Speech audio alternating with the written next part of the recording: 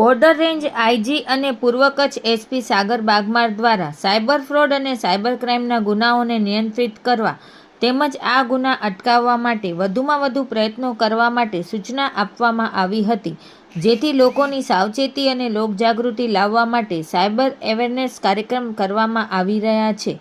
Gandhidham cyber crime police inspector Arjunsinh Jadeja, Sureshbhai, Danabhai, Dasharathbhai, Subabhai, cyber expert Vijaybhai Rathod દ્વારા દીનદયાળ મહિલા સશક્તિકરણ કેન્દ્ર ગોપાલપુરી ખાતે જઈ સાયબર અવેરનેસ માટેના કાર્યક્રમ યોજવામાં આવ્યો હતો.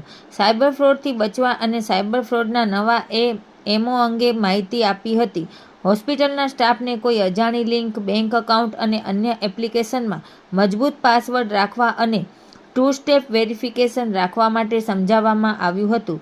સાથે અન્ય સગા સંબંધીઓ, મિત્રો અને સોસાયટીના લોકો જાગૃત કરવા અપીલ કરી હતી. મહિલા સ્ટાફ રીના બોસિયા, રીના રબારી, આરતીબેન, જયશ્રીબેન વગેરે હાજર રહ્યા હતા.